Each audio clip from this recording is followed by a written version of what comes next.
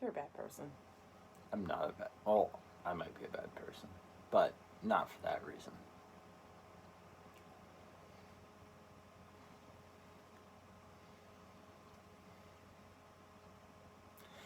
I'll change your number from Skeletor to Leah, okay?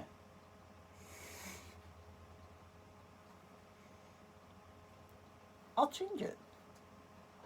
Alright, Castle Grayskull.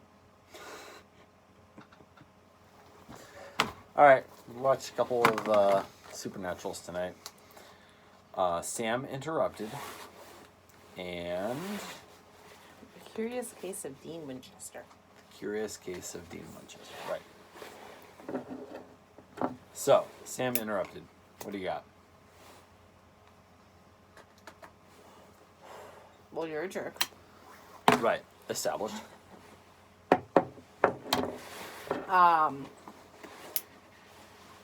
Well, and I think that's the thing about these two episodes has been, they sort of have a little bit of a tie-in to the overall arc of the story, of the season story, but they're kind of one-off episodes. Both of them, yeah. But they're both season 5, right? Yes, and actually we watched them in reverse. Sure. But the tie-in that you pointed out was that they both were based off of movie titles. Yes. Curious Case of Benjamin Dean Winchester, Benjamin Button, and Sam Interrupted, Girl Interrupted. So, Sam Interrupted... Oh, what's up? You have thoughts in your brain. What was in between? Not, like, exactly in between, I don't think. Because IMDb. Oh, okay, so this was episode 7. Sam Interrupted was episode 11.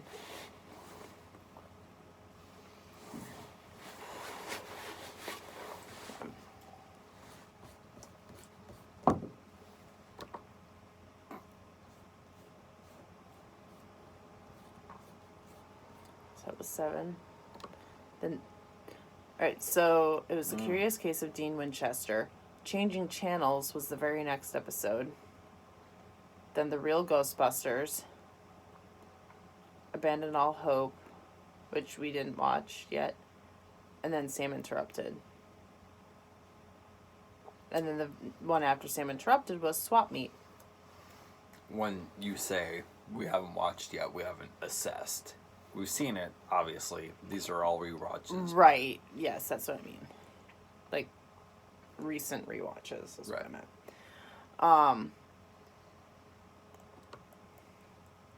So it's what, 3 episodes removed? Whoa.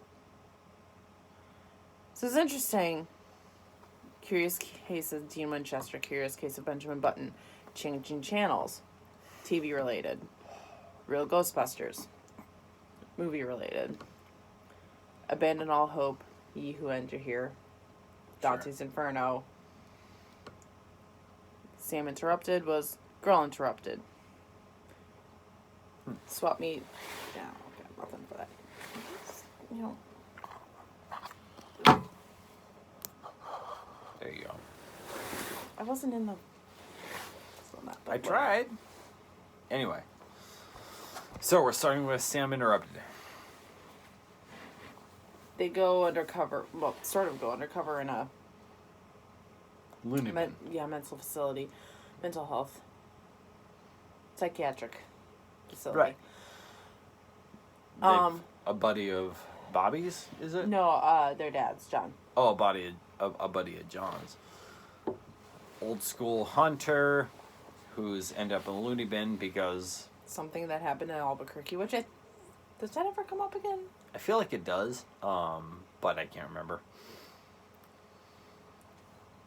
He says there's something weird going on. So, Sam and Dean, kind of giving respect to fellow hunters, especially buddy of their dad's. They go to investigate. And what he's telling them is that there's a monster there.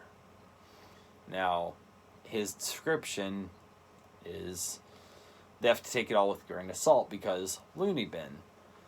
But he seems to have clarity. So they're trying to interpret, okay, what's real, what's not. They start seeing things. And well, they figure out that what it is, that's because there's been a rash of suicides. right. Good golly, that woman at the very beginning, Susan, like actual paranoid schizophrenic, apparently set her house on fire, burned her kid alive. She's like, I can see my dead son behind you. I know that's not real. But, oh, didn't they just fucking show dead ghost-like looking kid behind the doctor she was talking to. Right. K.A. Fuller. That's a little nod, but... Well, nod to Kurt Fuller, who plays... Zachariah. But, yeah, that was creepy. Mm-hmm. And she's like, this is different. She dies. Nurse goes in. Wrists slit. Yeah. And... ugh. That hit me.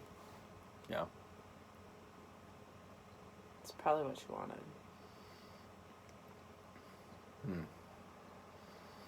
Anyway. So they go in to investigate, and they start seeing things.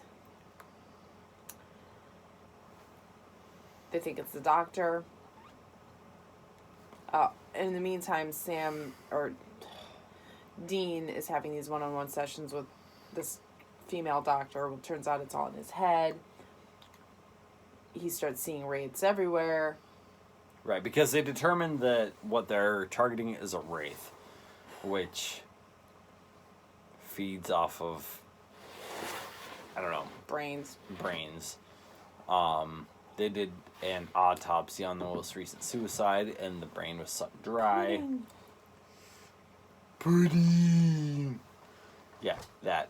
So like, okay, it's a wraith. How do we find it? Well, in a mirror, a wraith reveals its true self. So Dean sees the main doctor. Well, first, he sees a reflection of the psychiatrist that's been working with him. She's clean. And he sees a reflection of the overseeing doctor. Fuller. And it looks like a wraith. All messed up. Zombie-like. Yeah, a zombie-looking face. It's like, okay, there's our target. Let's do this. Barton's like, I can't do it. Right, their buddy, or their dad's buddy, is like, I can't do this anymore, guys. I'm too messed up. I can't be a part of this. Okay, fine, fair enough. You're messed up in the head. So Sam and Dean go on this mission to take care of it, and Sam attacks Fuller, cuts him with a silver blade, fights off the orderlies, gets him put in lockdown, and their buddy says, hey, look at Fuller's arm. It's not burning, it's not bubbling. He's not the target. That was my phone. Okay. Fair enough. So Sam and Dean realize that they're both starting to see things and basically become insane, which they don't actually resolve in the episode. Well, no, they did, because the thing that ended up being the wraith was the very first nurse that they encountered, who Dean called Nurse Ratchet, which was kind of funny. Nice. All she had to do was touch them. She also did the complete physical. So yeah, they were going crazy because of that. Right. She likes crazy brains, so she was just lighting a fire under what was already there. She was seasoning their brains Yeah. with anxiety and Paranoia.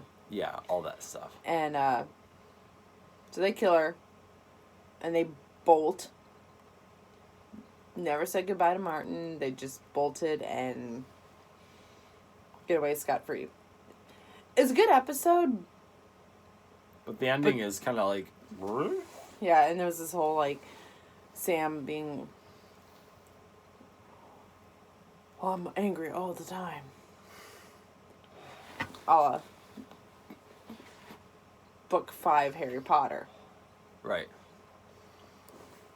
Ah, season 5. Yeah, fits. But So yeah, good episode, but the end is not particularly satisfying. yeah, There's a lot they could have done with it to resolve a lot of timelines and loose ends, and they didn't really do it. It's unfortunate, but yeah. And I think you could say something about, Dean is prepared to see monsters everywhere. right, yeah. Sam is so angry. His instinct is to punch all of the things. Right, because that was part of the story, is that Sam started to go crazy, started punching people. And the legitimate doctors, if I remember correctly, were like, I see a lot of anger in you. Uh-huh. You You need alright? to be locked down. And that was part of the plot. And I don't know. The Lucifer thing, whatever. yeah, it limited Sam's ability to help at the end of the episode, but it didn't really tie into the overall story of the season. It was just kind of a reference. Oh well, whatever. So then we watched The Curious Case of Dean Winchester. The Curious Case of Dean Winchester. Great episode. You've got a poker-playing Irishman who plays for years of your life. And there was never an indication that he was cheating. He was just really good at poker. Yeah. He was a he-witch. A he-witch. And plenty of people, in a nod to gambling addiction, would play to, gain 10 years back on their life or whatever. Lost 10 years, realized what they had lost, and then would gamble more and more. So I think it started with a 25-year-old. Which, I'm sorry. What 25-year-old wants to go back and be 15? That's fair. Or... What 25-year-old is yearning for the earlier years? Or, yeah, like... But he gambled, 25 years. Right? I don't remember. Whatever it was, he gambled enough to die. Yeah, and it's like...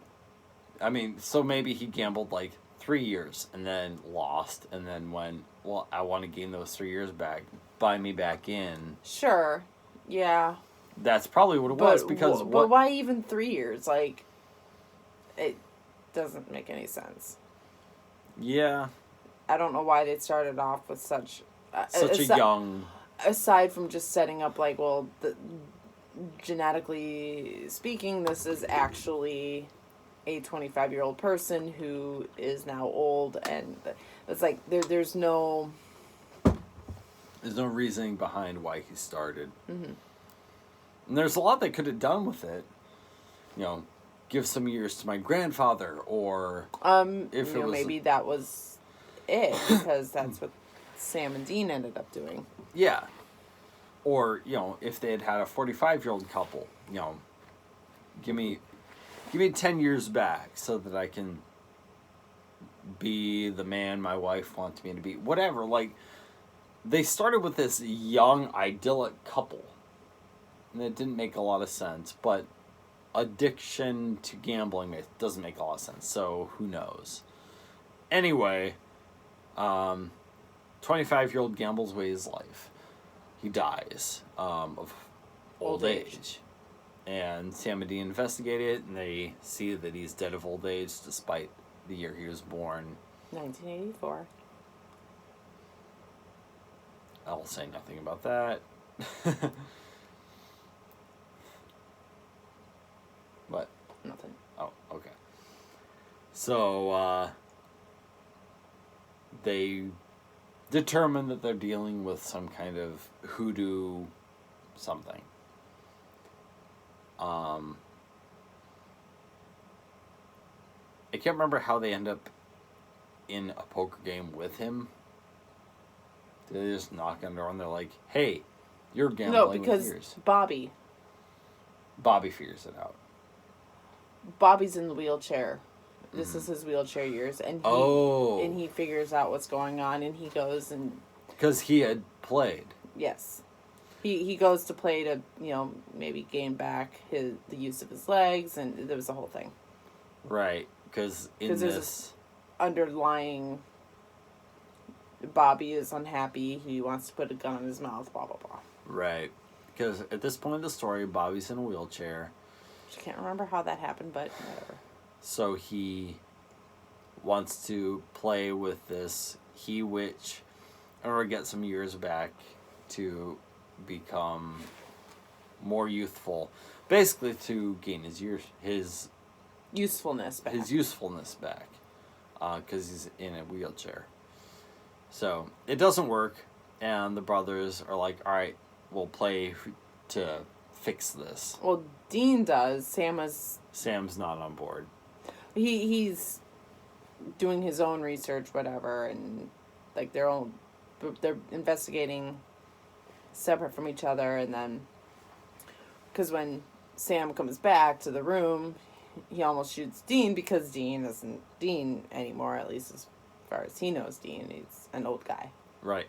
So Dean played to try to gain whatever Bobby lost back, and Dean's not particularly smart. He lost. So he lost, I don't know if we know the number of years, but he lost. He wagered 50, and he had the first 25 give back to Bobby. He gave Bobby's years back, cash out, done. So he bought in for 50 years and said, give Bobby his years back now. And that worked because what do we determine this is? Oh, just a witch. A he-witch, yeah. The he-witch honored that, gave Bobby's years back, and he's back looking like his normal self, but still in a wheelchair. But Dean's lost 50 years. Because Dean lost the game. So he's 80. Yeah. Because they said at the beginning he's 30. Right. So we have old man Dean running around, which is not makeup, it's a different Another actor. Who did a pretty good job. It was fun to watch. And so Sam's left going, okay, I have to play for your years. No, you're not good enough, blah. Right. And so we're left with Sam playing against this Irishman he-witch. And the he-witch was actually a joy to watch. Like, every time he was on screen, I really enjoyed it. It's the Irish accent.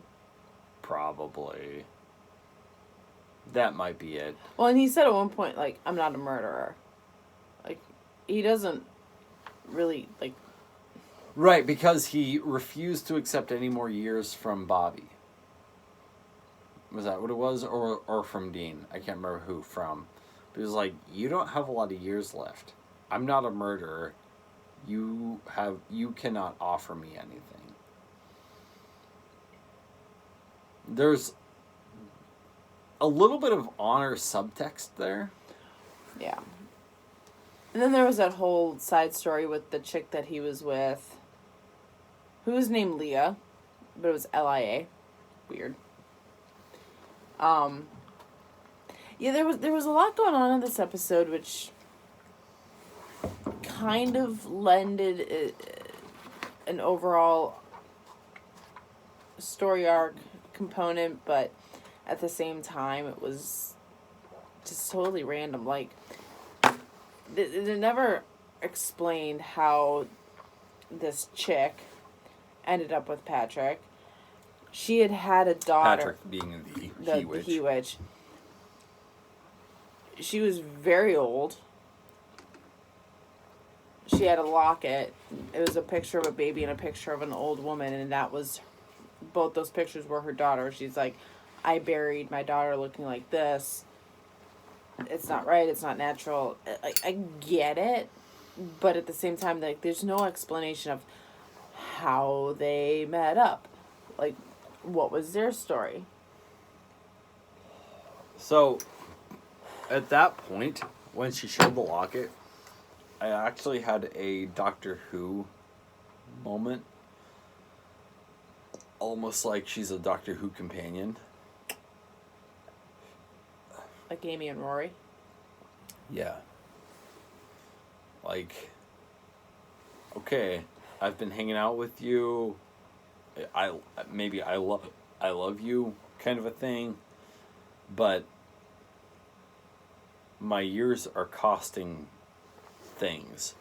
In Doctor Who, you know, the companions age normally, but I'm losing everyone I ever knew. Oh, it's the Weeping Angels. It's Blink. Yeah. Interesting. So is Patrick a Time Lord? What else is he? I mean, He gambles with time. He gambles with time. That's all he does. And he keeps a companion.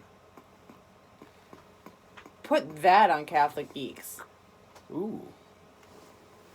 That would be interesting. I want that conversation because this is never revisited. We've never seen a character like this before. Because Patrick, he's a bit of a douchebag, but we never really get his motivation. We never really get that he is evil, good, angel, demon. He's just this random He-Witch. So,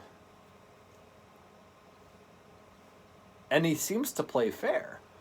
Like, we never get the implication that he's cheating in his poker games. No.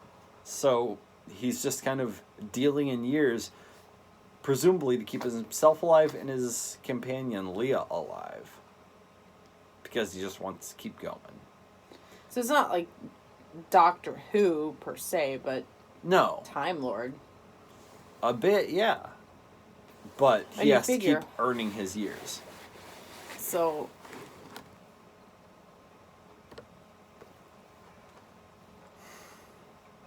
Oh, wait.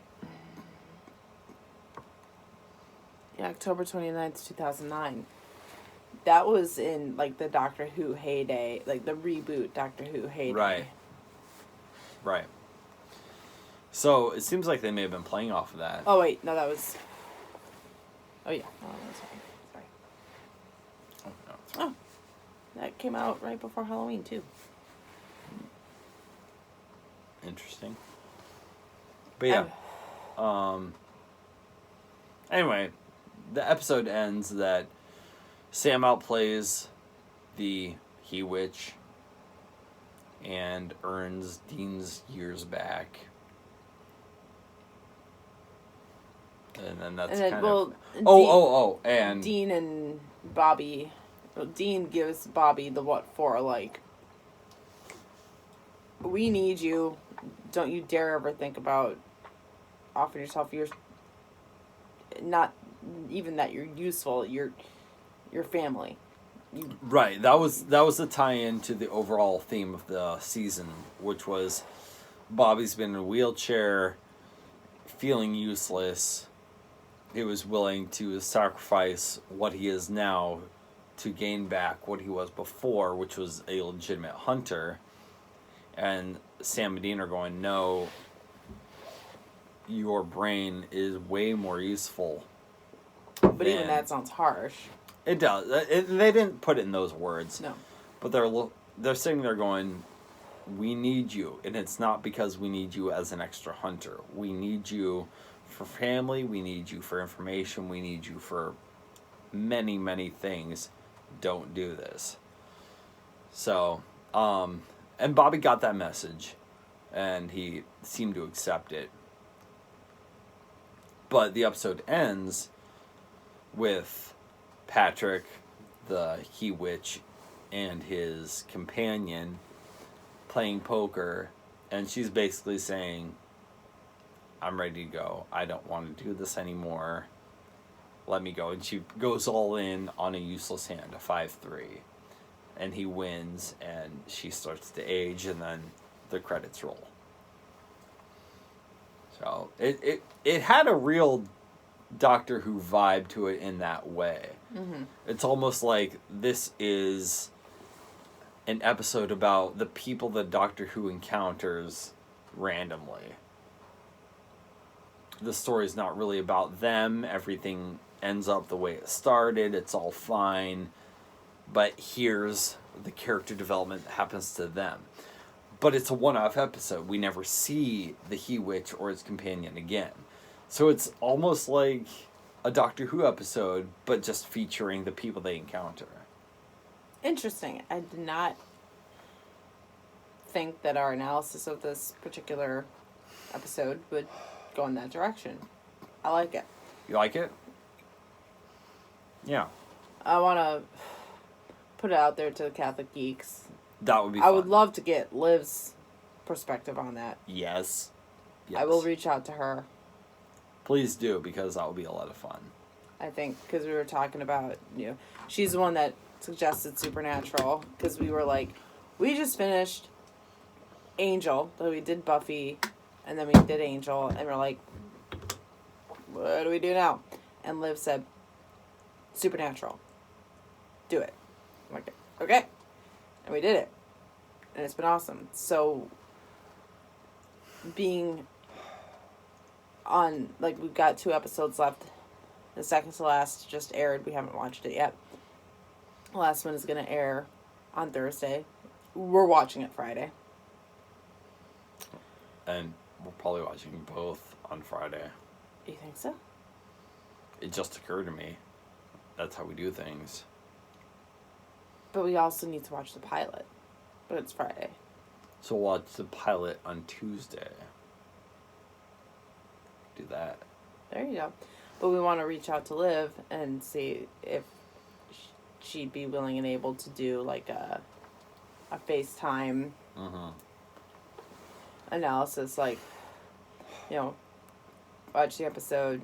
We'll watch the episode and then we'll bring her in on FaceTime and